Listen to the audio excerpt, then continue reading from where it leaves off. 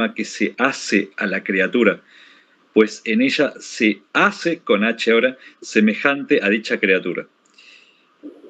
Y de la misma manera que pondrían los rasgos de tizne a un rostro muy hermoso y acabado, de esa misma manera afean y ensucian los apetitos desordenados el alma que los tiene, la cual en sí es una hermosísima y acabada imagen de Dios.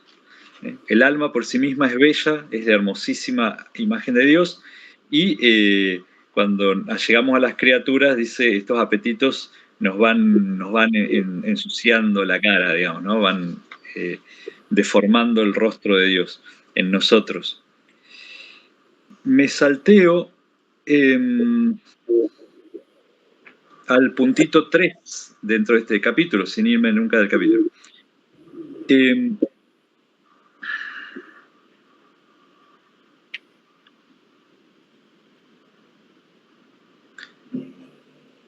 Dice que todo este mal y más hacen en la hermosura del alma los desordenados apetitos en las cosas de este siglo.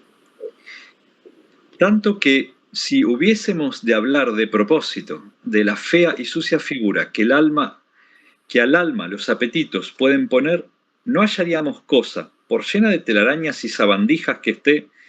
Sabandijas son insectos, lagartijas, bichitos, todo es lo que ensucia, digamos, los animales que vienen con las ratas, todo lo que viene con la suciedad. Dice, no hallaríamos, si quisiéramos comparar con algo, dice San Juan, dice, no hallaríamos, dice, cosa por llena de telarañas y sabandijas que esté, ni fealdad de cuerpo muerto, ni otra cosa cualquiera inmunda y sucia, cuanto en esta vida la puede haber y se puede imaginar, a la que pudiésemos comparar. Si no encuentro una comparación más fea. Dice, ¿no? Porque, aunque es verdad que el alma desordenada, en cuanto al ser natural, es tan perfecta como Dios la creó. Dice esto, ¿no? Incluso el alma desordenada, en cuanto a su ser natural, es perfecta porque como Dios la creó. Dice, pero en cuanto al ser de razón, está fea, abominable, sucia y oscura. Es decir, en cuanto a se ha deformado, digamos, ¿cierto? No sé si dice, él distingue el ser natural y el ser de razón. Y acá el ser de razón significa el ser que ha adquirido, digamos, ¿no? Las cosas que se le han pegado como forma mentis, ¿no? El alma ahora tiene eso, vicios adquiridos, que no son propios. Bueno, lo que siempre decimos, ¿no es cierto? Que el pecado no es algo propio de la naturaleza, ¿no? Es una especie de segunda naturaleza, de algo que se nos adhiere, pero no es lo propio del hombre, ¿no? Porque digo, hay personas que piensan que es natural en el ser humano pecar, ¿no? Bueno, es natural, entre comillas, en el hombre que tiene pecado original, digamos, pero en realidad no es natural, digamos. Y después en el punto 4, sí. Sí. No digo, tendría relación con esto de que, digamos, el mal en sí es ausencia de bien, digamos, que es una cuestión que no es que tiene como entidad propia, sino que no sé bien cómo explicarlo técnicamente. Sí, está bien. Vos lo que decís es un poco lo que decía San Agustín, ¿no? Que el mal no tiene sustancia, sino que es la deformación de una sustancia que ya existe. O sea, es la deformación de sustancia buena. Ahora bien, en cuanto ontológicamente, metafísicamente, tenemos que decir que no existe. Pero en cuanto se apropia de una sustancia buena, existe con la existencia de esa sustancia, digamos, ¿entiendes? O sea, claro. Es como decir, como yo diga, los demonios no existen. Sí, existen, digamos. O sea, son muy malos, pero el ser ontológico que tienen es un ser angélico y en sí mismo es algo bueno, existen. Pero bueno, digamos, no podemos negar que están ahí. Digamos, lo mismo de lo que San Juan acá dice es que estas cosas se nos adhieren a esta suciedad se adhiere al alma y ahora está ahí en el alma está sucia, digamos, es como en ese sentido. Pero como vos decís, pero en cuanto al ser natural, bueno, el alma siempre es tan perfecta como Dios la crió. Ahora en el punto 4 dice, me salteo, ¿no? Pero dice, cada apetito, y recordemos acá que apetito en teología significa deseo, pero acá, a su vez en San Juan, es deseo desordenado, porque es esto, ¿no? Dice, cada apetito, conforme a su cantidad y calidad, mayor o menor, hace su raya y asiento de inmundicia y fealdad en el alma.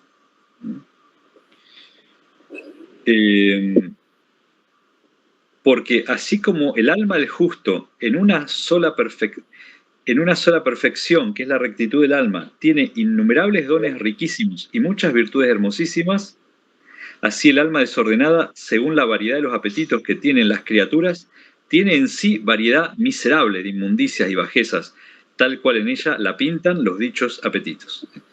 Dice, así como el alma puede tener muchas virtudes, también puede tener muchas deformidades, ¿no? Y acá viene él siempre toma alguna metáfora bíblica, alguna imagen de la escritura, y acá toma un texto muy curioso de Ezequiel 8, del versículo 10 al 16, donde Ezequiel dice que él tiene una visión, ¿no?, del templo y ve una especie de profanación del templo, que hay algunas cámaras del templo, algunos sectores del templo donde se está rindiendo culto a otros dioses, ¿no? Dice, esta variedad de apetitos está bien figurada en Ezequiel, donde se escribe que mostró Dios a este profeta en lo interior del templo, pintadas en derredor de las paredes, todas las semejanzas de sabandijas que se arrastran por la tierra, y allí toda abominación de animales inmundos. Y entonces dijo Dios a Ezequiel, hijo de hombre, ¿de veras no has visto las abominaciones que hacen estos, cada uno en lo secreto de su retrete? Bueno, el retrete para nosotros es para ir al baño. Bueno, pero bueno, justamente, viene de retiro, ¿no? El lugar donde uno se retira. El retrete en el español de San Juan es un lugar íntimo, y sé que ya les había dicho que esto viene de San Agustín, hablar de las tres partes, de tres potencias, no tres partes, pues el alma es simple, no tiene partes, pero son tres potencias, tres capacidades del alma. Padre, sí. no me termina de quedar como muy clara la diferencia, o sea, entre entendimiento y memoria. Bien.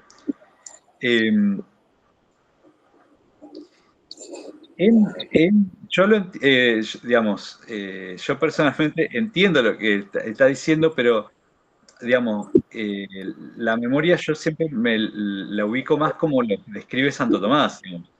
Para Santo Tomás la memoria es una potencia del alma, ¿sí? Pero en cuanto a, es más bien uno de los sentidos interiores, ¿no? Se refiere mucho a la retención de las imágenes, digamos. Los sentidos exteriores son los 5 sentidos, ¿no es cierto? Y los interiores, uno está el sentido común, que reúne todas las imágenes en un solo objeto, ¿no? O sea, lo que uno palpa, lo que uno ve, lo que uno huele, todo eso se reúne dentro de uno en una especie de objeto común, ese es el sentido común. Después está la memoria, que retiene el fantasma del objeto, el fantasma es como esta imagen mental, ¿sí? La memoria lo retiene, después la fantasía divide y compone, o sea, sobre esta imagen la fantasía es la capacidad de separar y rearmar, digamos, ¿no? En los sueños funciona mucho esto, ¿no? Y después está la estimativa, que es el sentido interior también de es como el instinto, hoy modernamente le llamamos un poco como el instinto, ¿no? Que nos atrae o nos repele ante esa imagen, digamos, sin razonamiento todavía, ¿se entiende? Por eso en Santo Tomás la memoria está metida ahí y es una capacidad, digamos, animal, digamos, o sea, los animalitos tienen todas estas cosas, los animalitos tienen memoria, tienen fantasía, tienen estimativa, ¿se entiende? Porque de hecho sabemos que tienen sueños, recuerdan quién es el amo, no sé, todo, qué sé yo, toda esta cosa. Este, eh, pero San Agustín ve la memoria como una capacidad mm, no solamente con esta dimensión, sino una especie de dimensión más del espíritu, ¿sí? Que es justamente, viene en San Agustín, la memoria tiene que ver con la captación de la extensión temporal, ¿no? La memoria es lo que permite captar que las cosas suceden en el tiempo, y de hecho, viste que San Agustín dice que en realidad en siempre estamos en un presente, ¿no? Lo que ya pasó no existe, lo que no pasó todavía no existe, no existe todavía, pero sí existen de alguna manera en la memoria, ¿no? Como, como memoria de lo pasado y como expectativa de lo que está por venir, ¿no? Y entonces San Agustín va a apelar mucho a la memoria como la, la distensión del temporal del alma, digamos. Y entonces, para San Agustín va a ser como una imagen de la Trinidad dentro de uno, ¿no? El entendimiento, la voluntad y la memoria. Y el entendimiento lo va a asimilar al Hijo, ¿no? La voluntad al Espíritu Santo y la memoria al Padre, ¿no? Como pues muy misterioso. Y habría que chequear en San Agustín el Tratado sobre la Trinidad. En todo caso, San Juan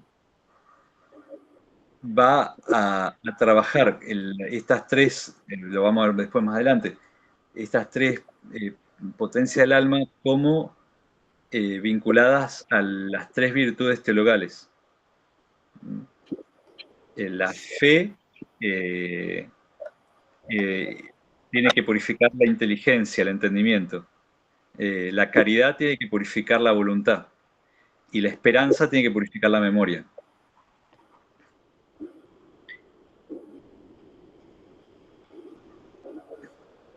Eh, ¿Eh? Hmm. Él es la memoria. Eh, y no, digamos, pues, si nos ponemos en estrictos con Santo Tomás, tendríamos que decir que no tiene. Ahora, en esta especie de metáfora que hace San Agustín, no sé, claro, está todo presente a su... Pero justamente lo que va a decir San Agustín es que la memoria es nuestro tener presentes, o sea, ¿se entiende? O sea, en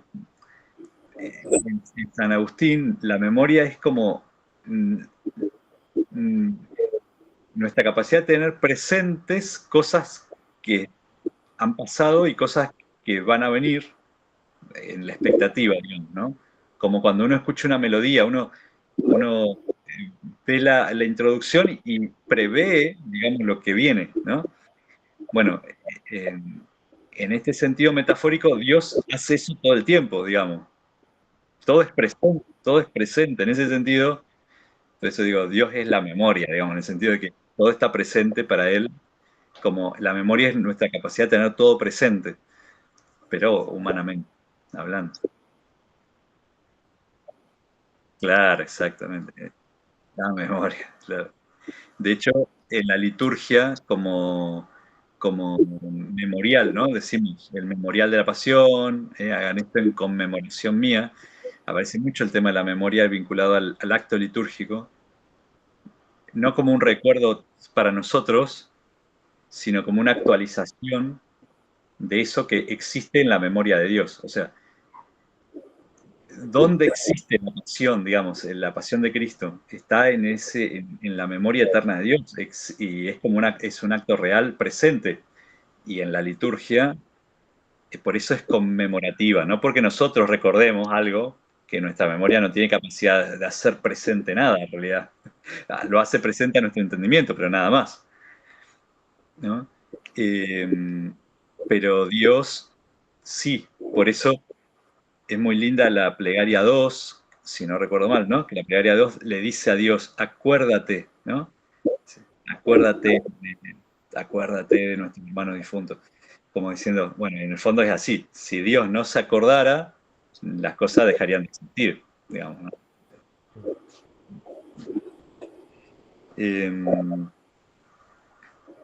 Bueno, yo lo dejaría por acá, ¿eh? Esta imagen de la fealdad. Bueno, San Juan es eso, es muy como puntilloso, él va por puntitos y desarrolla cada puntito con un montón de imágenes y de metáforas bíblicas y bueno, sirve como para, como una lenta meditación sobre el punto, ¿no? El punto ya está claro desde el principio, los apetitos afean el alma, bueno, y ahora va despacito mostrando, ¿no? Diciéndolo de muchas maneras.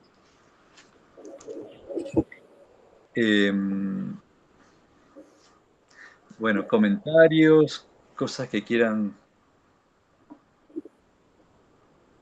decir ahora.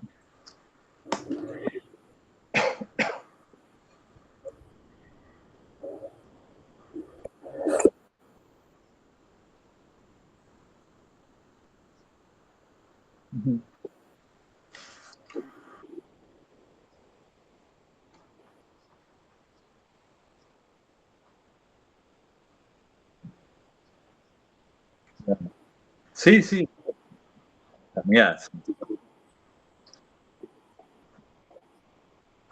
claro. Sí, sí, claro, exactamente. Es lo que pasa en todos los sacramentos, en realidad, porque, por ejemplo, pensar en la confesión, el perdón que se te está dando. No es que Dios está inventando un perdón nuevo ahora, en este momento. Es el perdón que viene de la cruz. Y entonces, en el momento que uno pide perdón en la confesión, la potencialidad, la virtualidad, la fuerza del perdón, de la pasión de Cristo, se hace presente para el que está pidiendo perdón en ese momento, ¿no?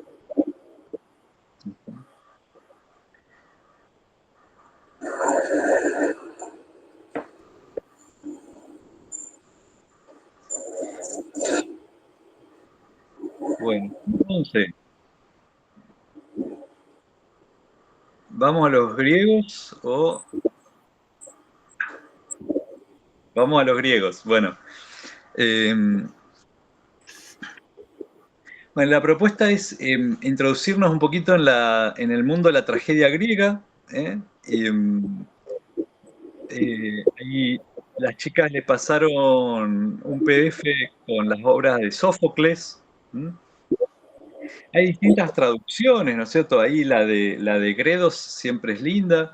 Yo voy a trabajar con otra que me gusta mucho también, que es esta de Cátedra, que tiene todas las tragedias griegas. Son 7 tragedias de... ¿Vieron? Solo tenemos 3 trágicos griegos, 3 autores. De todos los autores que escribieron tragedias, nos quedan 3. Esquilo, Sófocles y Eurípides, ¿no? Eh, nos quedan 7, de Esquilo nos quedan 7 tragedias. De Sófocles nos quedan 7 tragedias. Y de Eurípides nos quedan 18 tragedias y unas sátiras, no, un drama satírico, ¿eh? Son todas las obras trágicas griegas. Después están los cómicos, esa parte, ¿no? Los autores de comedias. Que no nos quedan muchos, nos quedan 2 cómicos griegos nomás. Así que bueno, eh, pero bueno, no lo vamos a ver por ahora, ¿no? Salvo que quieran también ver a los cómicos griegos. Eh,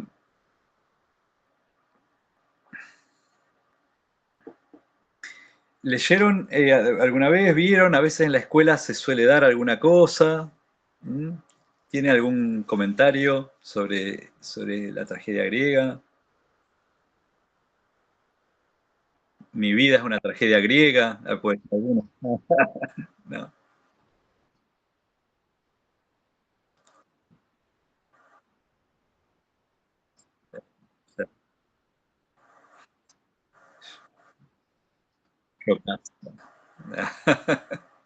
No hay problema, no hay problema. Todo esto nos spoileamos todo el tiempo todo, porque es así.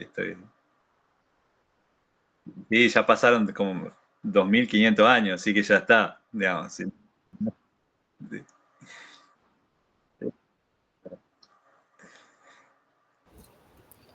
Antígona es una tragedia griega. Antiguo, sí. Bueno, esa en el colegio la leímos y la actuamos. La actuamos. Mirá qué bueno. Estuvo ¿Vos bueno. hiciste alguna? Yo salí de Dama 3. No tuvo un papel muy importante. Bueno, No recuerdo el diálogo, pero era... la que decía, mátenla. Ah, Sí, algo así habrá sido, no me acuerdo. Fue hace quizá una década ya. No lo recuerdo. ¿habrán hecho Antígona Vélez de Marechal? Antígona de No, Sófocles. no de Sófocles, porque la tuvimos que leer. Bien, bien, bien. Así que sí. No, porque nuestro autor, el gran escritor argentino, Leopoldo Marechal, tiene una versión criolla, digamos, de Antígona.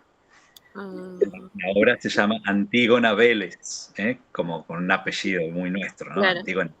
Y entonces Pero, están viendo en La Pampa y es el mismo drama, pero como si ocurriera en tiempos de Rosas, en tiempo de la lucha contra el indio y en un fortín, ¿no? A veces se lo suele dar en comparación a Antígona de Sófocles y Antígona Vélez y ver la adaptación, que es muy interesante también, un ejercicio para... Sí, Juan. Bueno, antes que nada, buenos días a todos. Perdón por la tardanza. ¿En qué año más o menos se escribió esa que estás mencionando de la versión criolla? Y estaba la época bueno, Eva Perón estaba viva, lo único que ahora se me ocurre, porque Eva le pidió que lo reescriba, porque él perdió el manuscrito y, y Eva le dijo que lo reescribiera y él lo reescribió medio de memoria todo, y es la versión que tenemos ahora. Así que, más o Claro, menos. los 30, 40, por ahí más o menos. La figura. ¿Cómo lo? 65 dice en Google. Gracias. Gracias, gracias. Bueno, mi idea es entonces ahora hacer una especie de introducción general, para que después nos larguemos a leer. Vamos a empezar leyendo Edipo Rey. La próxima vemos. Bueno, no sé, ustedes me dirán.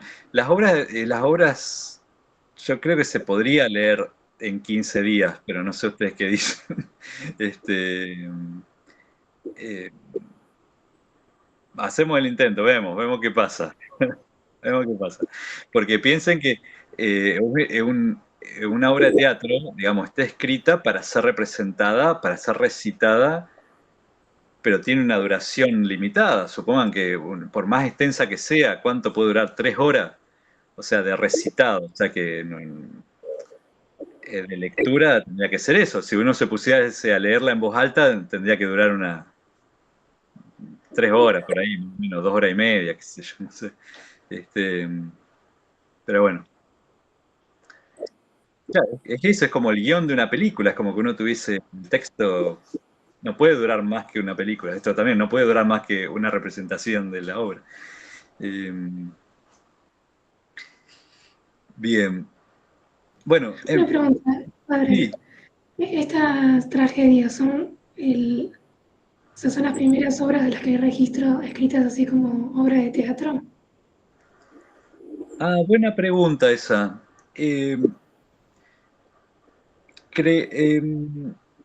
Propiamente hablando, sí.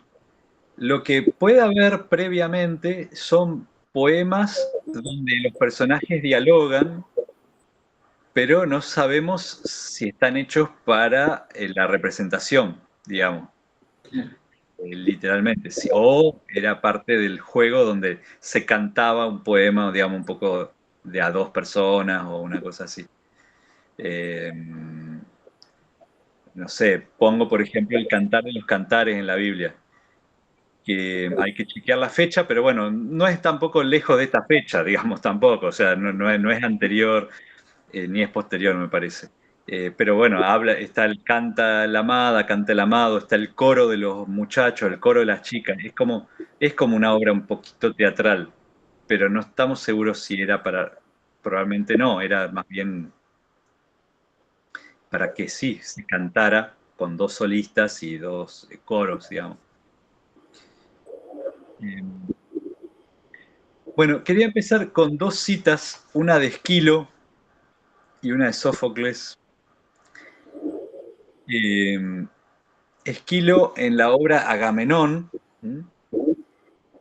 dice, si alguno entona cantos triunfales en honor de Zeus, conseguirá la perfecta sabiduría.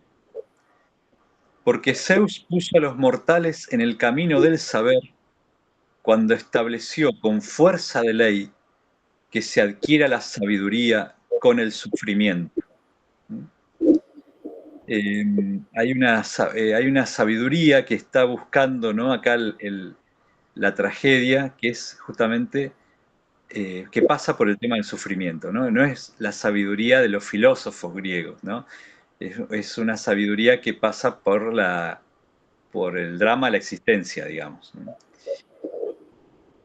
Y después la otra es, y esto va a estar en todas las tragedias, y la otra es de Sófocles en la obra, en Antígona, dice, andan por ahí infinidad de cosas formidables, pero ninguna más formidable que el hombre.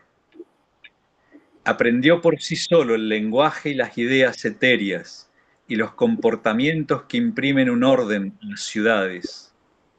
El hombre tiene soluciones para todo. No hay evento al que se enfrente sin soluciones. Únicamente no se procurará escapatoria del Hades. La muerte, lo único que no encontramos solución para la muerte. Pero esto también, ¿no? Aparece, es como un poco el espíritu de la tragedia, ¿no? O sea, por un lado está la exaltación del ser humano en la tragedia y la confrontación del ser humano con la muerte, ¿no? Eh,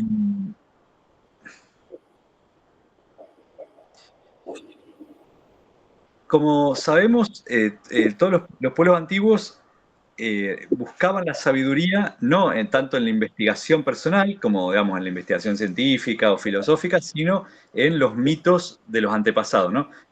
¿Cómo ser sabios? Bueno, hay que escuchar a los ancianos, ¿no? Hay que escuchar las historias antiguas. ¿Mm? Y entonces, bueno, las tragedias tienen su origen justamente en estos relatos de mitos. O sea, están todas basadas en mitos antiguos, ¿no? Ya sabemos la importancia del mito como transmisor de una verdad profunda, ¿no? Que no está en la superficie de los hechos, digamos, ¿no? Sino en el sentido interior de la historia, ¿no? Y por otro lado, entonces tenemos, digamos, para llegar a la tragedia, tenemos por un lado la importancia del mito en la antigüedad, ¿no? Y por otro lado el tema del sacrificio, ¿no? El sacrificio ritual. Todos sabemos que el mito requiere un rito, jugando con la palabra, mito y rito, ¿no? Van juntos, ¿no? Porque el rito actualiza el mito, ¿no? Esta verdad eterna que está transmitida en el mito se hace presente. Nosotros tenemos el mito verdadero, así diría Tolkien, ¿no es cierto?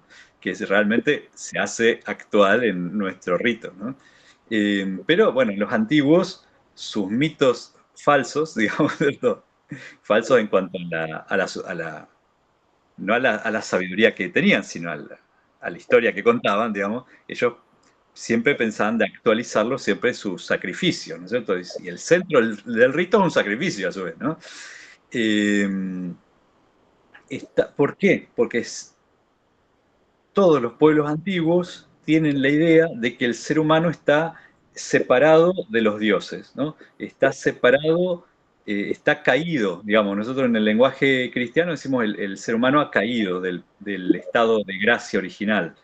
Pero bueno, aunque todos los pueblos antiguos tienen la idea de esta separación, ¿no? De que entre los dioses y nosotros había una comunión original en la Edad de Oro, pero el hombre se ha ido degradando, ¿no? Y entonces la vuelta, la reconciliación, ¿no? Requiere, la sanación de la naturaleza humana requiere un sacrificio, ¿no? El dolor de una pérdida que se acepta voluntariamente.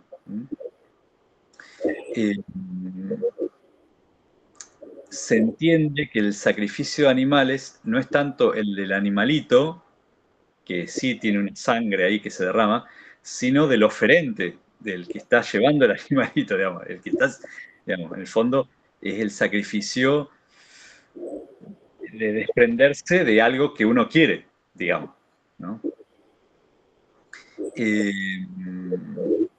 Tal intuición, ¿no es cierto?, en todos estos pueblos de que nosotros estamos en pecado, o los griegos llaman hibris. Hibris quiere decir exceso, ¿no? El pecado es un desborde, nos hemos excedido de la justa medida, ¿no? Y entonces, para compensar este desbalance, esta injusticia que introdujimos en el mundo, volver a la armonía, volver a la justicia, volver al equilibrio, requiere hibris, exacto. HY, requiere justamente un sacrificio. Y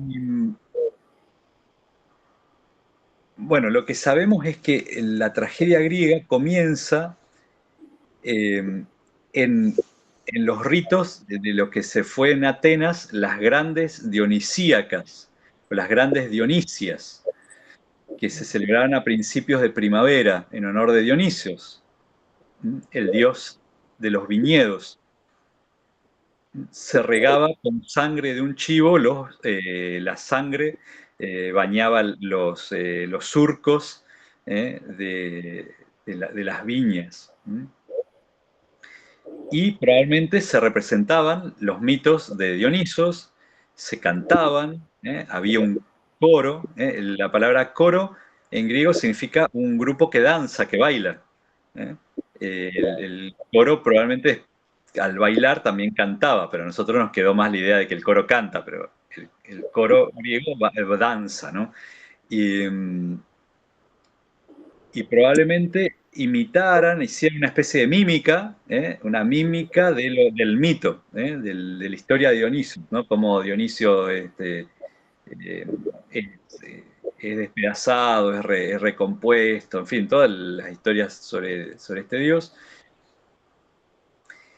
Y el centro de este rito era el sacrificio del chivo, no digo el chivo expiatorio, pero el chivo expiatorio de la Biblia. Y la palabra tragedia significa literalmente el canto del chivo, ¿no? O tragos, tragos quiere decir el chivo, y odos, la oda, todavía decimos una oda, la oda a la alegría, ¿no? Oda es canto, ¿no? Tragos y odé, tragos y odos, tragoidía, el canto del chivo. Y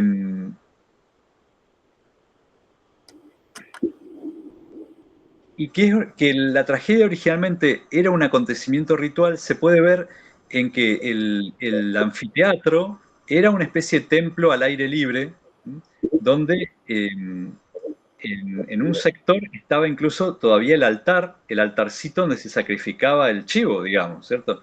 Y había una especie de silla especial en primera fila, digamos, que era el asiento del sacerdote, del sumo sacerdote de las dionisíacas, ¿no? Entonces, bueno, esto, ¿no?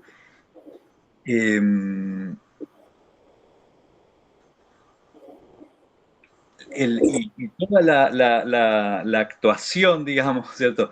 Se fue profesionalizando, digamos, con el paso del tiempo, digamos, se fue profesionalizando, pero no dejaba de ser algo más ritual que representativo en el sentido moderno de la palabra, ¿no? Nosotros es como que pensamos que el teatro tiene que imitar la realidad en un sentido superficial de la palabra, ¿no? Que sea verosímil, que nos parezca real, ¿no? Que digamos, mira, parece que llora de verdad, ¿eh?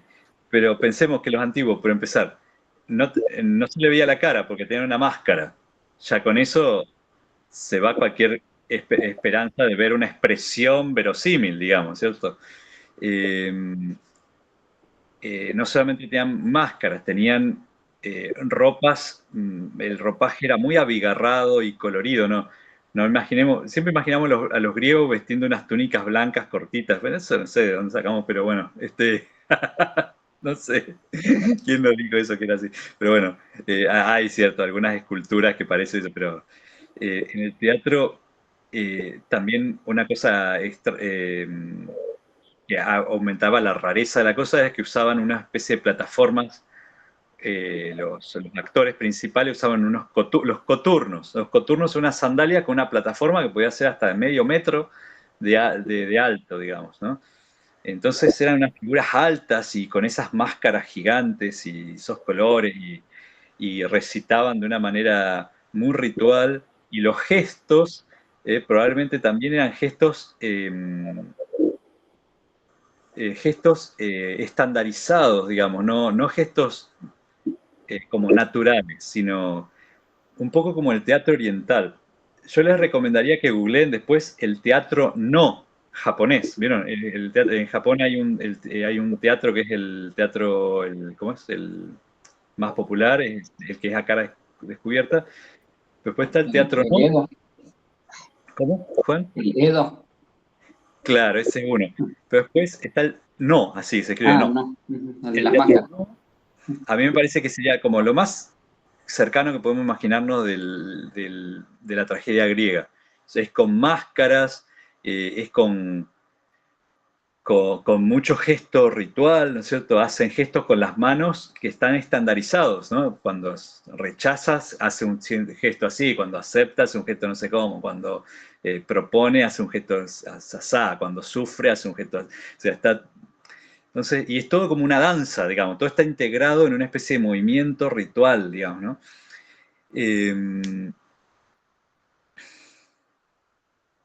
Entonces era un gran evento religioso, a esto es lo que voy, ¿no? Era más una liturgia que un espectáculo de vamos a ver qué están representando. Entonces el público estaba involucrado, digamos,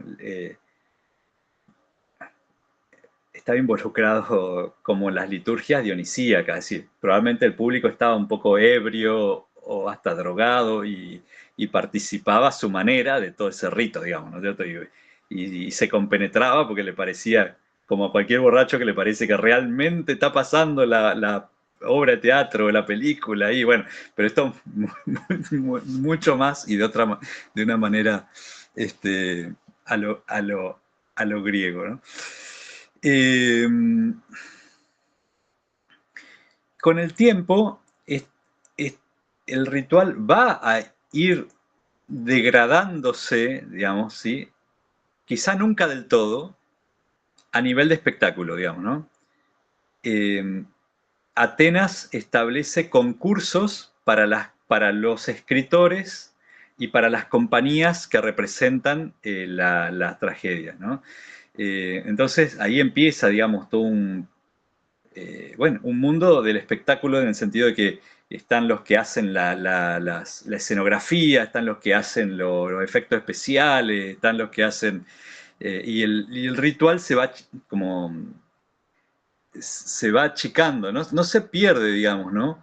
Pero de alguna manera va, sí, se va haciendo una cuestión más pública, digamos, ¿no? La ciudad de Atenas paga un premio al que gana.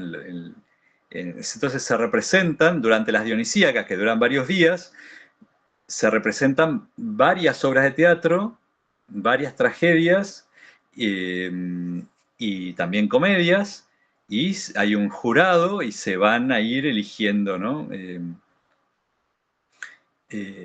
Los ganadores. De estos tres autores que nos quedan, Esquilo, Sófocles y Eurípides, ¿no? De los que conservamos obras, y son casi, digamos, previos al nacimiento de la filosofía.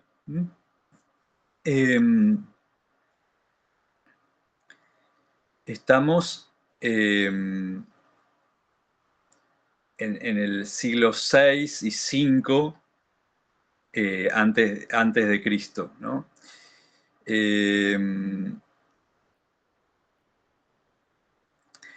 Y entonces tenemos, el más viejito de estos es Esquilo. Esquilo es todavía un representante de la tradición, así, antigua, ¿no? El ser humano está sujeto a los dioses, que los dioses ordenan con justicia el mundo, ¿no? Hay un mayor peso en la figura de los dioses, ¿no? En Sófocles ya aparece el mundo un poco más en crisis, ¿no? Y aparece más la figura del ser humano, la existencia trágica, aparece más la idea de la existencia trágica, el ser humano como el que se sacrifica, digamos, ¿no?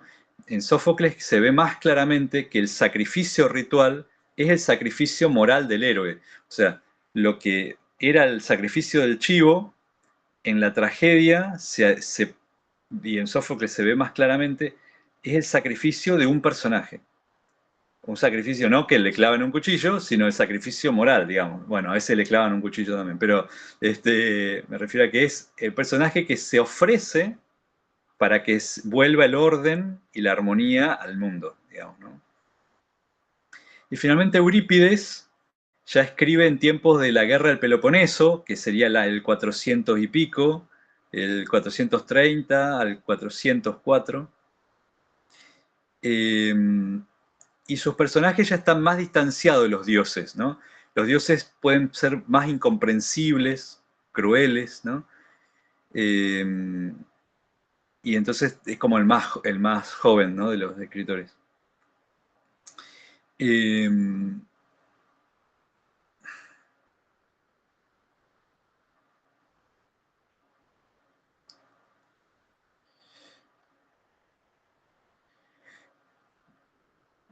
Bueno, ya les digo, se fue progresivamente del viejo coro ritual, ¿no?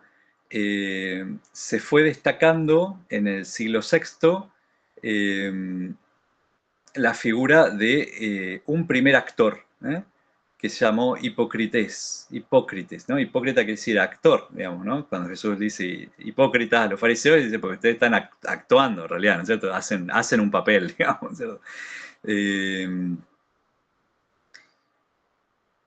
Aristóteles va a decir que un dramaturgo que llamó Tespis fue el inventor del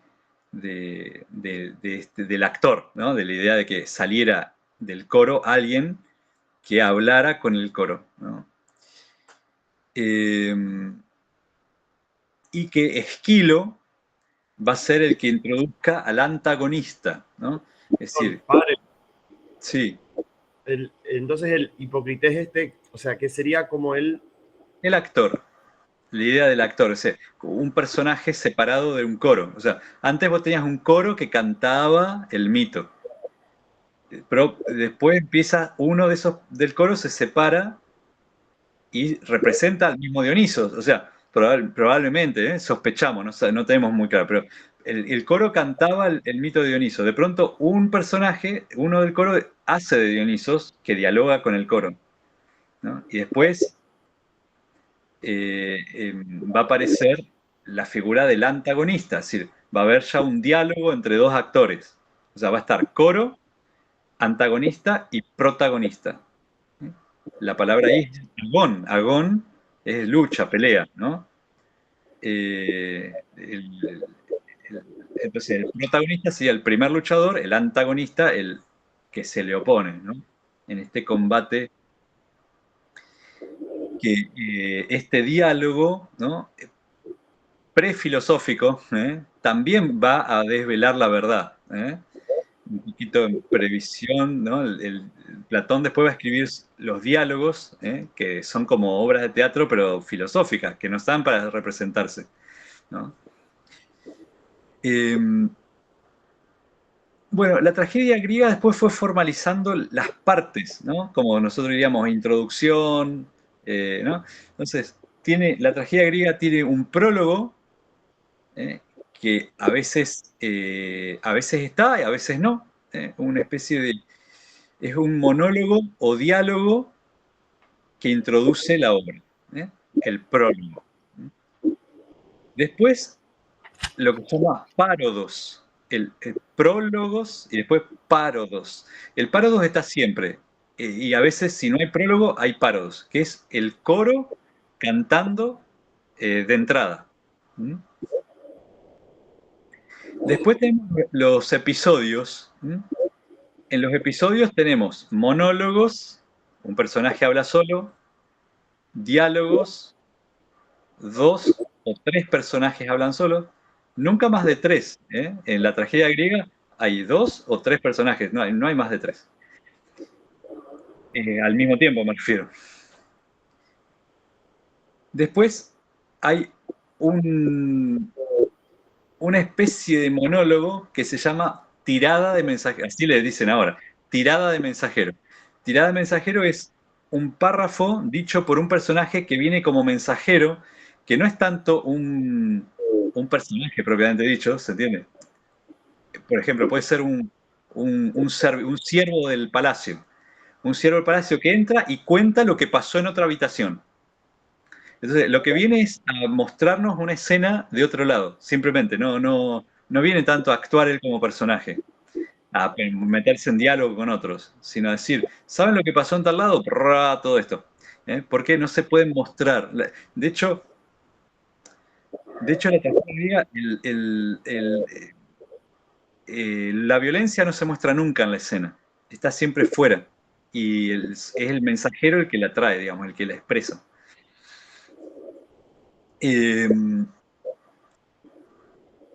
Después está el agón, es cuando el diálogo se vuelve confrontativo, digamos, ¿no? El diálogo se vuelve confrontativo.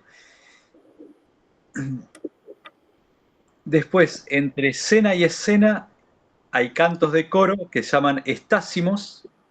El estásimo es justamente un canto de entre escena y escena, donde el coro siempre va a ser como mediador entre el espectador y los personajes. Es como si normalmente el coro representa al pueblo, o un grupo que le dice a los personajes, habla con los personajes sobre lo que están viviendo y habla también con el público, ¿no? El coro se dirige tanto al público como a los personajes en la escena.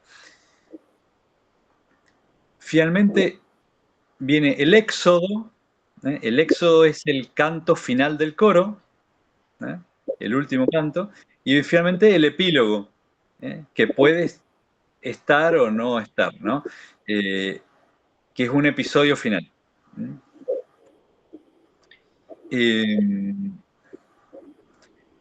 Aristóteles escribió un tratado sobre la poética, ¿no? Se llama así, poética. Es un tratado que está inconcluso, es del 335 antes de Cristo, el tratado de Aristóteles. Y le dedica mucho tiempo a hablar de la tragedia. Le dedica bastante a hablar de la tragedia. Y ahí está la famosa definición de tragedia de Aristóteles, que Aristóteles, como buen biólogo, zoólogo, digamos, describe a la tragedia como una especie de cosa, de cosa que él analiza, digamos, y describe las partes, ¿no? Dice, la tragedia es imitación de una acción esforzada y completa de cierta amplitud en lenguaje sazonado, el lenguaje poético, separada en cada una de sus especies en las distintas partes, actuando los personajes y no mediante relato, que mediante la compasión y el temor lleva a cabo la purgación de los afectos. Entonces, bueno, todo eso es como una descripción, ¿no? Más que una definición, es una descripción. Pero va a decir que es imitación. Para Aristóteles, el arte siempre es imitación, ¿no? Es decir, nos complace el ver representadas cosas que reconocemos. Y bueno, así como una pintura, un canto, todo para él siempre el arte es imitación. Este es imitación de una acción esforzada y completa, es decir, es una acción noble, es una acción única. La tragedia trata sobre una sola cosa, aunque haya muchos elementos, hay una unidad de tema, digamos, ¿no? Ese tema es una acción esforzada y completa, es una acción, hay una acción valerosa, ¿no? Y es completa, no es un pedacito, se ve entera, ¿no? Dice, de cierta amplitud, él después va a decir que esa amplitud tiene que ver con el tiempo de la tragedia, que esa amplitud es que no puede durar tanto que vos le pierdas en tu cabeza de qué está hablando, digamos. En lenguaje poético, sazonado, dice esta traducción, separada en partes, las partes que les mencioné recién, ¿no? Los episodios, los cantos, los coros, etc. Actuado por personaje y no mediante relato, ¿no? Porque la epopeya, por ejemplo, la Ilíada también es una acción, imitación de acción esforzada y completa de cierta amplitud en lenguaje sazonado, pero es mediante relato y no mediante acción de personajes, ¿no? Y acá viene esta parte que es fundamental, que dice que mediante la compasión y el temor lleva a cabo la purgación de los afectos o de las pasiones, ¿no? Lo que llama catarsis, la catarsis, la purgación de las pasiones o los afectos. Entonces, Aristóteles le ve un sentido positivo al arte y especialmente a la tragedia. Un sentido positivo para la polis, para la ciudad. Es decir, el ciudadano que ve una buena tragedia sale mejor persona, digamos, sale purificado, ¿no? Lo que en el fondo es lo que deberían obrar los misterios religiosos. Los misterios religiosos deberían obrar en el ser humano este ordenamiento, esta purificación. Bueno, algo de eso está también en la tragedia, ¿no? Solo con mirarla, solo con participar, digamos. El arte tiene, si es un buen arte, tiene que ordenarte interiormente. Y él dice acá, compasión y temor, ¿no? ¿Por qué? Porque nos vamos a compadecer del protagonista, uno se va a identificar de alguna manera con el protagonista en alguna medida, y va a sufrir con él, digamos, ¿no? Y eso ya hace algo en uno, ¿no? Y por otro lado, el temor, en el sentido amplio acá de la palabra temor, ¿no? En el sentido de, si esto le pasó a estos reyes, digamos, a estos personajes, ¿cómo no me va a pasar a mí?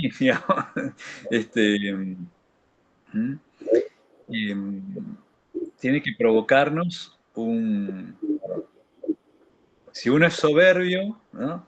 Y asiste a Edipo Rey, tiene que salir más humilde, ¿no? Si uno es medio cobarde y asiste a Antígona, tiene que salir más valiente, digamos. Esto lo estoy diciendo yo, pero se entiende. Es como, tiene que producirse en uno.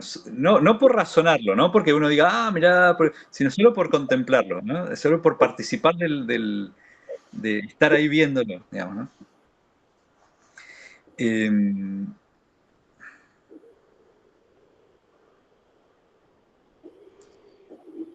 Bueno.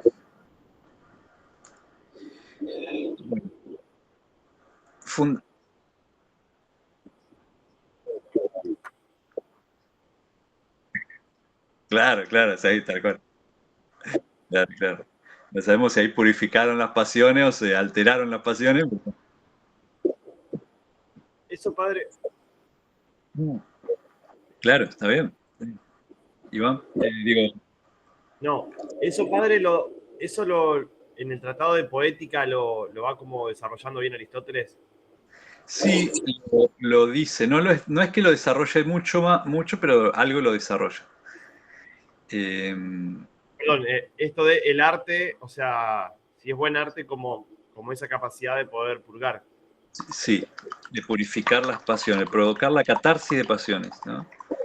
Eh, sí, me parece interesante. Y es también, bueno, esto es para analizar otras cosas, ¿no? Pero, por ejemplo, ¿por qué a veces en ciertas etapas del crecimiento, ¿no? Vieron en la infancia, adolescencia, cuando se pasa un poco a la adolescencia, eh, bueno, otros pueden decirme que todavía, pero hay como una necesidad de, bueno, en los pueblos antiguos siempre hubo ritos de paso. Esos ritos de paso de la infancia a la adolescencia son normalmente ritos aterradores, o sea, sos sometido a una experiencia medio terrorífica. Nosotros que no tenemos rito de paso, tenemos películas de terror, o tenemos, ¿es cierto? Y sobre todo en la adolescencia suele haber una especie de pasión por ver películas de terror. Eso se prolonga después, también con el tiempo. Pero ¿qué pasa ahí? ¿Por qué vos te someterías a participar de una cosa que te provoca miedo, ¿no? Bueno, pues, depende, ¿no es cierto? No a todos les funciona de la misma manera, pero evidentemente tiene que ser porque hay como una liberación, ¿no es cierto?, de cosas ahí, digamos, de una especie de, tal vez, temores que están en la vida diaria o en el inconsciente que de pronto se expresan ahí de alguna manera y se resuelven también de alguna manera, se resuelven simbólicamente. ¿Mm? Otro ejemplo, tal vez, son los cuentos de niños antiguos, digamos, ¿cierto? Que ahora los quieren purgar de todas las cosas dramáticas que tienen. Pero tal vez era bueno que el niño, digamos, el niño también tiene un montón de cosas y preocupaciones, digamos, que, que si no se dicen de ninguna manera, quién sabe cómo se elaboran, pero si se elaboran simbólicamente en un relato, ¿no? El relato donde aparece la madrastra, aparece la bruja, aparece el ogro, bueno, y eso se resuelve, ¿no? Porque se termina comiendo a la bruja, qué sé yo, no sé, se termina resolviendo en el cuento el problema, ¿no? Entonces, eh, hay también, ahí se nota mucho esto de la catarsis de las pasiones, ¿no? Eh, la, la- no sé, no sé qué opinan. No es solamente un modelo de cosas a imitar, que vos decís, en los cuentos me tienen que mostrar solo cosas buenas, de gente buena que obra bien y virtuosamente, que es un poco la línea progre actual, ¿no es cierto? Que todos son héroes, el lobo era bueno, la Caperucita era buena, la abuela era más buena, todo. Ese, ¿sabes qué me están? Maléfica, bueno, ese ya es casi, es luciferino ese ya, sí, ya es otra cosa, es la inversión ese. Los buenos eran malos, ese es terrible, los buenos eran malos, ¿no? Y los malos eran buenos, esa inversión es luciferina, ¿no? Eh, pero no, yo veo ahora en general los cuentos para niños son todos así, donde aparece un monstruo, pero siempre se descubre que el monstruo era bueno. Todos los otros también son buenos, es decir, pero el monstruo también es bueno. O sea, finalmente no había nada, o sea, la lucha es contra no un monstruo o contra un mal objetivo, sino contra la discriminación o contra, qué sé yo, cosas. ¿No? Sí, además de forma muy acrítica. A mí, por ahí me encantan las pelis de estudio Ghibli o sea, es pensado para otro público, por ahí es para un público diferente, o sea, otra cultura, pero también Sí, tiene un poco esto de que siempre muestran muchas perspectivas. Entonces los malos nunca son malos del todo, pero siempre tiene un mensaje claro, digamos, y siempre hay, o sea, como que está el mal bien representado. O sea, no sé, la del castillo, ¿cómo es? El castillo en el cielo, o sea, como que siempre te presentan un malo que no es tan malo, pero está siempre el malo que es malo del todo. Y siempre un mensaje claro, la ecología, bueno, todo por ahí, cuestiones que son bien claras en los autores, en los directores, pero, o sea, como que eso es un poco lo que falta en la actualidad en Disney, bueno, DreamWorks, todas las productoras más occidentales, digamos. Sí, sí, sí.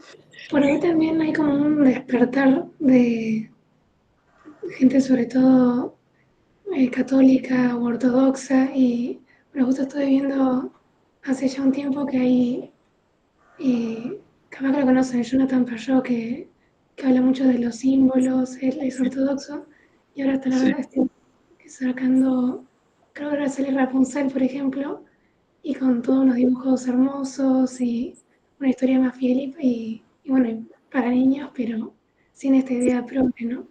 Me parece que sí. también, si bien se fue todo un montón, lo bueno es que hay también se está tratando de volver a lo anterior.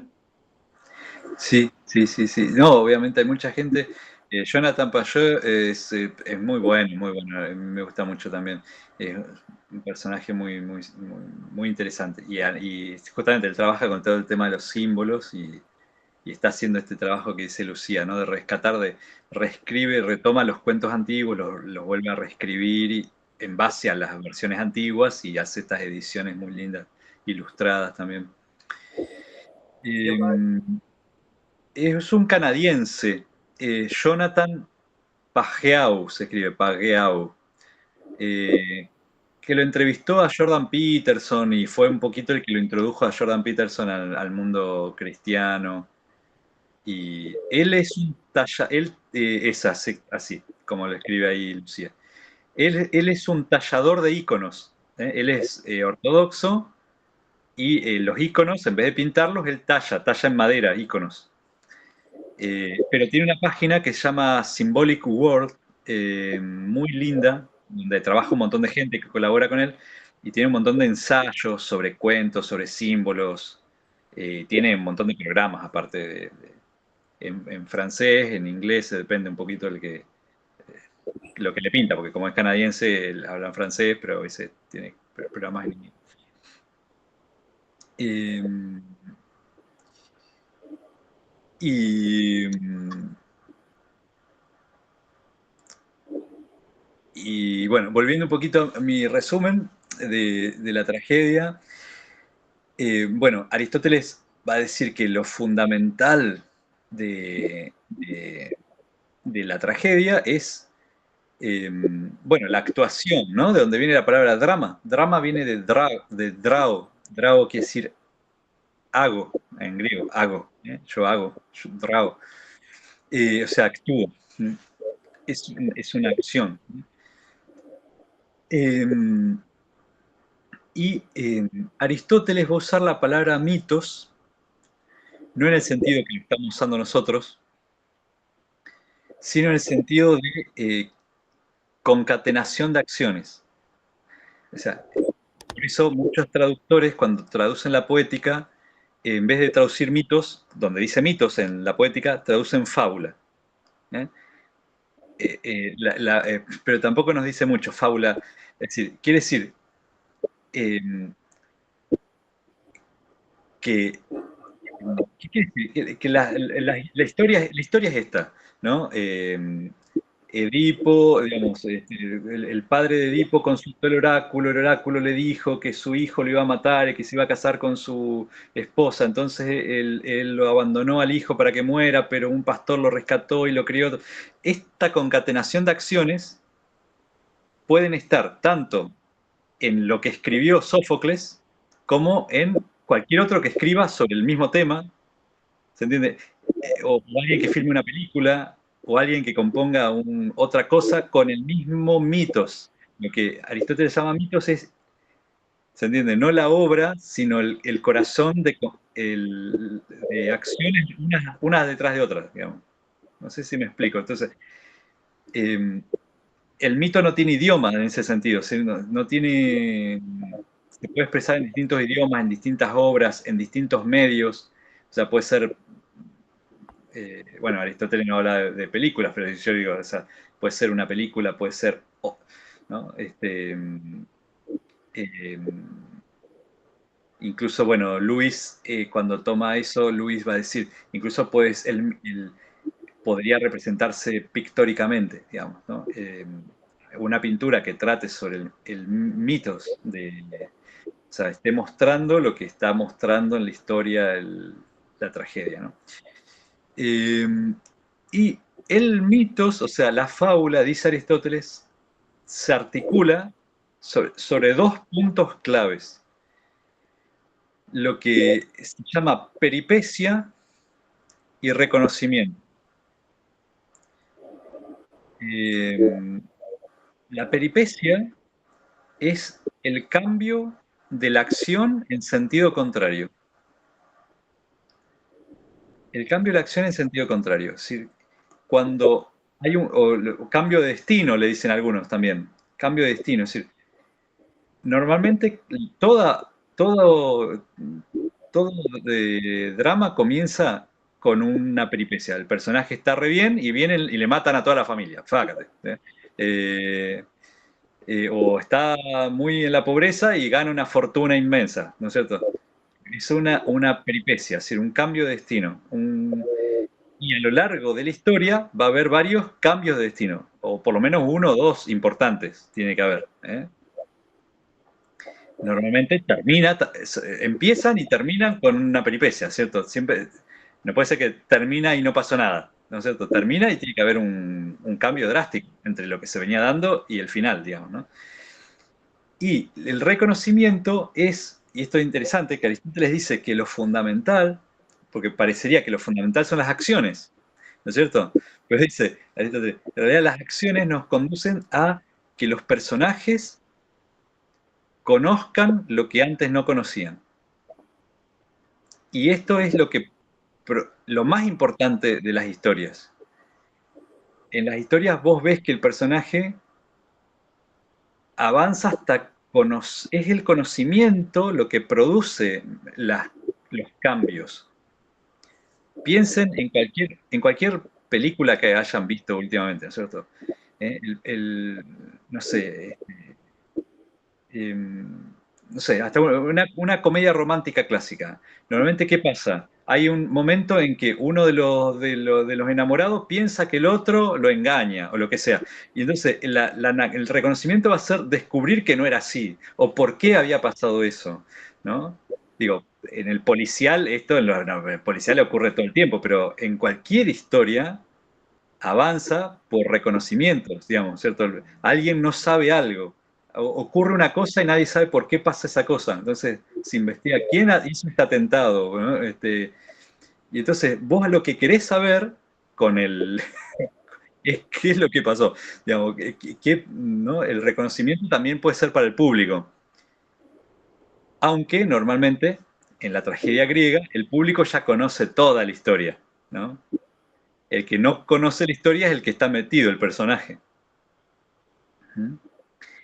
Y dice Aristóteles que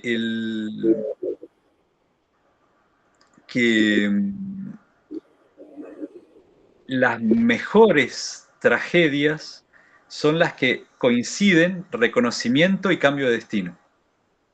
Cuando estos dos elementos coinciden. Él va a decir que Edipo Rey de Sófocles es por eso el modelo de tragedia perfecta. Porque cuando Edipo, esto les hago un super spoiler ahora también, ¿no? Cuando Edipo se da cuenta que él ha matado a su padre y se ha casado con su madre, en el momento en que él hace el reconocimiento, deja de ser rey, digamos, pierde cae en la desgracia ante sí mismo, digamos. Él se sacrifica a sí mismo, digamos, de una manera simbólica. Pero digo, ocurre, y bueno, yo siempre que comento esto, cuando en clase tengo que explicar el tema de la tragedia griega, siempre pongo un ejemplo que es de los cuentos también, de los cuentos tradicionales. ¿Por qué sobreviven algunos cuentos tradicionales? ¿Por qué Caperucita Roja es tan importante? Porque el reconocimiento ocurre con el cambio de destino, la peripecia al mismo tiempo. Cuando el lobo le dice, para comerte mejor, o sea, ellas en ese momento, ¿por qué tienen los dientes tan grandes? Para comerte mejor. Es decir, en el momento ahí se da el reconocimiento y el cambio de destino, porque se la está se la está comiendo, digamos. No hay distancia entre ella darse cuenta que ese es el lobo y ser devorada por el lobo. y por eso es tan efectivo el cuento. Si ella se enterara que no es su abuelita, es el lobo, y pasaran 3, 4 días hasta que el lobo se la come, nos hubiésemos olvidado del cuento totalmente.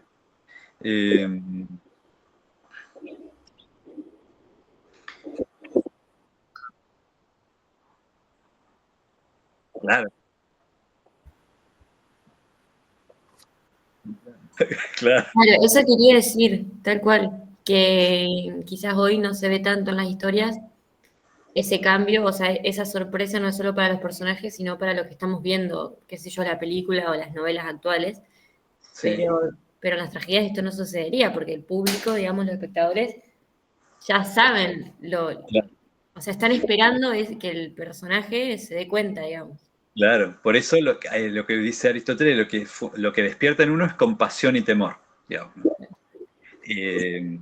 Pero piensen, nosotros tenemos mucho, o sea, es cierto que en las policiales nosotros no sabemos, pero en muchas otras historias, sobre todo en los dramas, vuelvo al ejemplo de la comedia romántica, nosotros sabemos que el muchacho, por ejemplo, injustamente es tenido por la chica como alguien que la ha rechazado. Nosotros lo que queremos es que nosotros, muchas veces, en muchas historias, el espectador también ya sabe y quiere como o por ejemplo, una persona fue acusada injustamente de un crimen que no cometió.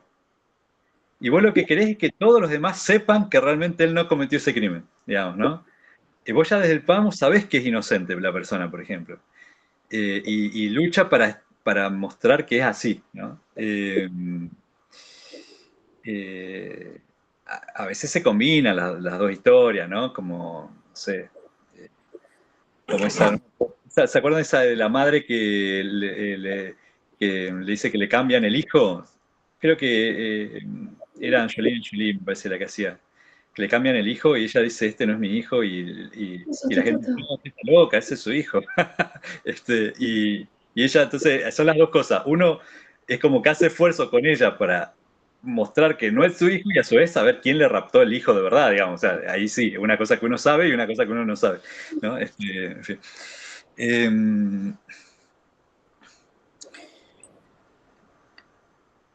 Bueno, ya van a ser las 12, así que les digo alguna cosita más. Una duda que me quedó, Sí. En el momento en el que, digamos, gradualmente deja de tener más ese sentido ritual y empieza a aparecer el personaje, el antagonista, o sea, sigue o... Perdón, no sé si me explico. Respecto a este efecto, digamos, de catarsis que dice Aristóteles, se da... O sea, Sí. en la tragedia en cuanto no es ritual. O como... No, sí, se da igual, digamos. Aristóteles testimonia esto, digamos, Aristóteles de niño vio las tragedias, digamos, y después de grande alcanzó a ver quizá las últimas, ¿no? De Eurípides. Eh, yo, eh, él lo afirma en general de la tragedia tal como está ya como espectáculo esto, digamos, ¿no? Así que se supone que sí, es como un efecto del arte, digamos, ¿no?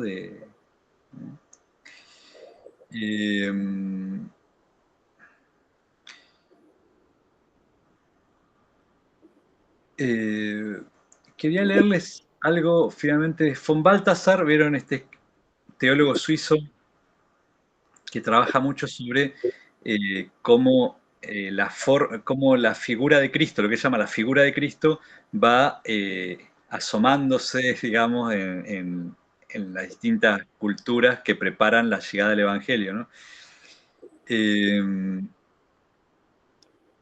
Y él dice esto, ¿no? En la tragedia, dice, el hombre representa su papel ante el telón de fondo de Dios. Dice, Dios solo se revela y alumbra, el hombre solo se revela y alumbra su verdad mientras aparece Dios, bien sea en su cólera o en su misterio. Dice, en este escenario no queda ni rastro de apariencia estética. Se trata de una cruenta verdad y justicia. Pero la situación en que brota esta verdad es ahora el dolor, sobre todo el más horrible, el más agobiante, evidente y humillante, el que deja al hombre desnudo y abandonado. Para este dolor solo está bastante maduro el hombre grande, el regio. Solo él puede sufrir tanto, solo él, cuando se quiebra por fin fatídicamente, exhala el perfume de la pura esencia del ser humano, del ser en general, ¿no? Von Balthasar está tratando de decir que en la tragedia, el héroe, que es este personaje grande, el personaje regio, ¿no? Eh, cuando se quiebra, hay un momento en que el personaje se rompe, ¿no es cierto? Edipo reconoce que él, digamos, es el que está trayendo la peste sobre su propia ciudad, ¿no? Es ahí, dice, cuando surge en el dolor, surge la verdad sobre el ser humano, ¿no? Cuando se quiebra por fin fatídicamente, exhala el perfume de la pura esencia del ser humano, del ser en general. Dice, lo inaudito es que no se rechaza el dolor. O sea, ¿por qué dice lo inaudito? Porque él está pensando en los filósofos griegos. Los filósofos griegos siempre van a decir que hay que huir del dolor, que el dolor no sirve para nada, que... Pero él dice, en la tragedia griega, dice, no se rechaza el dolor. ¿eh? Dice, no se lo declara ilusorio o se hace transparente por la filosofía. Dice, no se sublima en pro de una eudaimonía, una felicidad al alcance de los humanos, sino que la senda del hombre a Dios y la revelación de la más profunda verdad del ser se abre a través del más extremo dolor. Es la valentía del corazón indefenso, pensemos en Antígono, que le faltará a la filosofía y que directamente reaparece en Cristo. Dice, esto que estaba asomando en la tragedia, la filosofía no lo tomó, no lo asumió nunca. Esta verdad del ser humano que se revela en el dolor, ¿no? Dice, la filosofía no lo tomó, dice, recién aparece con Cristo en su plenitud, en su verdad, ¿no? Dice, esta valentía del corazón indefenso que le faltará a la filosofía y que directamente reaparece en Cristo. Una valentía que ha decidido dejar que brille la luz en las tinieblas, Dios en su contrario, y que es recompensada con la aparición de una gloria tan grande que nutrió todo el arte occidental y que no ha vuelto a ser alcanzada. Bueno, fue Baltasar acá se hace como un gran elogio de la tragedia griega, ¿no? Como diciendo, bueno, la gloria de en Baltasar el concepto de gloria es este concepto de belleza que nos atrae hacia la verdad, ¿no? Como la gloria es la luz, el halo de luz de la verdad, ¿no? Dice que la belleza de la tragedia griega no nutrió el arte occidental y nunca más se volvió a alcanzar. Dice, bueno, un elogio tremendo de Baltasar.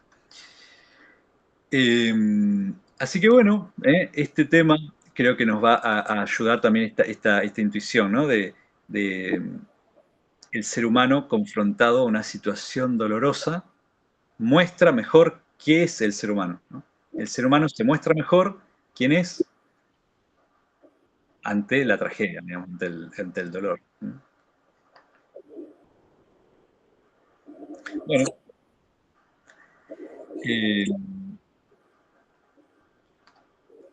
los invito a empezar a leer Edipo Rey de Sófocles.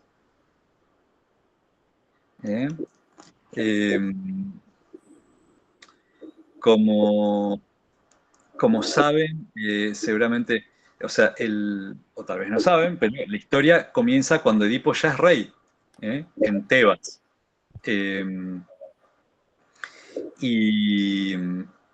Y ya está casado y tiene sus hijas, ¿no?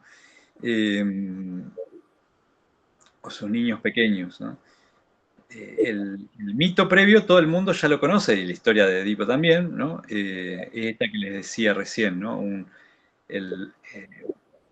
Ya hay una maldición sobre la familia de Edipo, porque el abuelo de Edipo cometió un crimen tremendo, y entonces ya él está maldecido, su padre está maldecido, Edipo también va a estar maldecido. el padre de Edipo consulta el oráculo de Delfos y al dios, Apolo, le dice que su hijo Edipo está destinado a matarlo a él y a casarse con su esposa, con su madre, ¿no? La madre de Edipo. Entonces el rey lo quiere hacer matar, la típica del rey que quiere hacer matar a su hijo. ¿No? Y entonces, pero el guardia que lo lleva para matarlo, quien lo lleva, simbólicamente lo ata de los talones, según una versión, le ató una soga a los talones y lo llevaba colgado a las espaldas al bebé. Otra versión un poco más cruel es que le atravesó un garfio por los talones y por eso Edipo se llama Odipos. Podos es pies, odos es pies hinchados, quiere decir, el de los pies hinchados.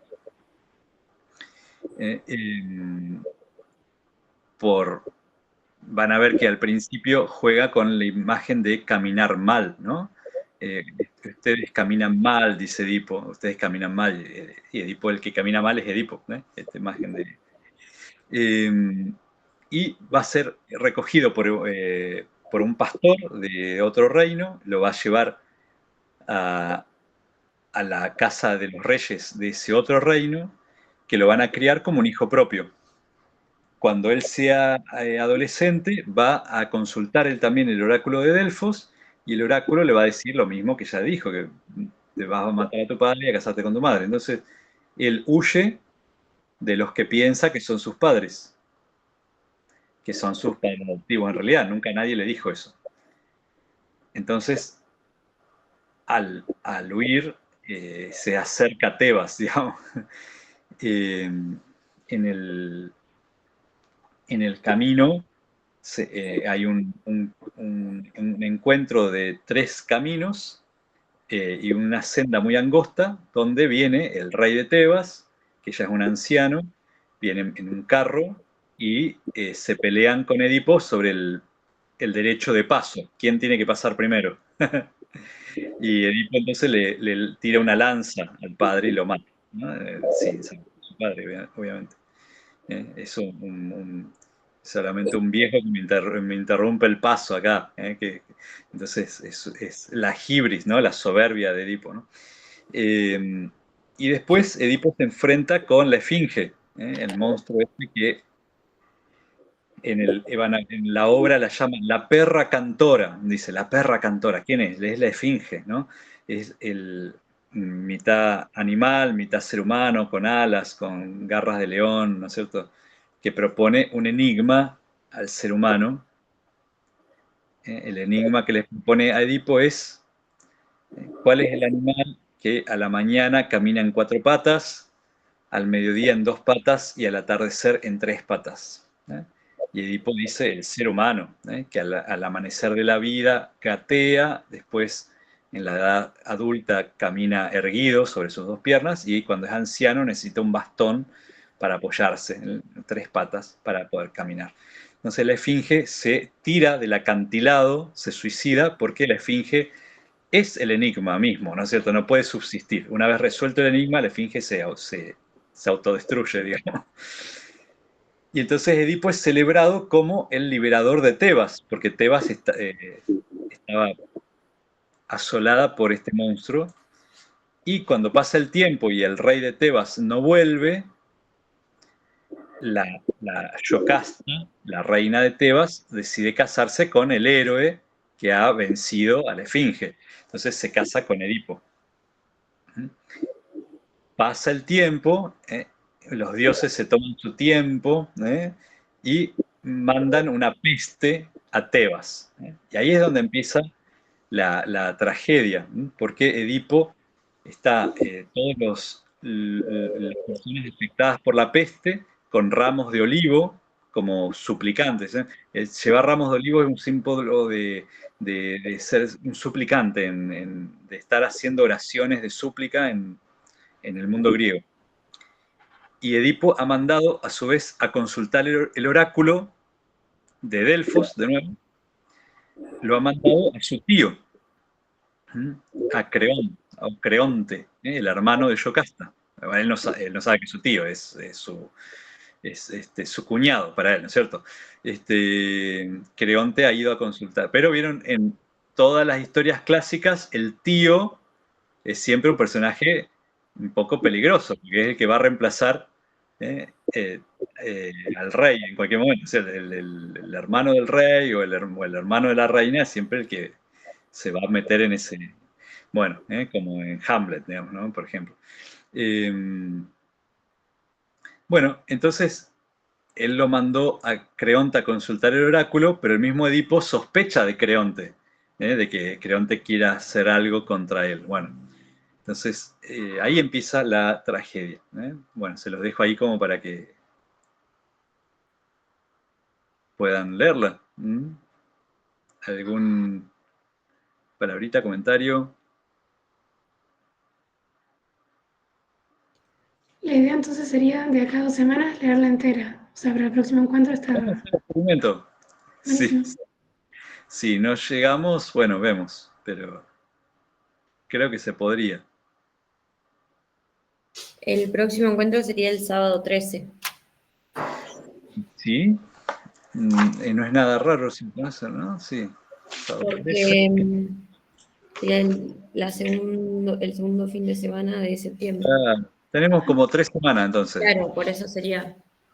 Tenemos que Bueno. leer. Sí, esta semana no vamos a leer. Perfecto. Entonces lo leemos completo, para mandar por el grupo, lo leemos completo para el 13. Bárbaro. Perfecto. Bien, hacemos una oración a la Virgen. En nombre del Padre, del Hijo y del Espíritu Santo. Amén. Dios te salve María, llena eres de gracia, el Señor es contigo. Bendita tú eres entre todas las mujeres, y bendito es el fruto de tu vientre, Jesús. Santa María, Madre de Dios, ruega por nosotros pecadores, ahora y en la hora de nuestra muerte. Amén. Los bendiga Dios Todopoderoso, Padre, Hijo y Espíritu Santo. Amén. Bueno, muchas gracias a todos. Gracias, Padre. Gracias, Padre. Nos vemos. Nos vemos. Chau, chau. Nos vemos.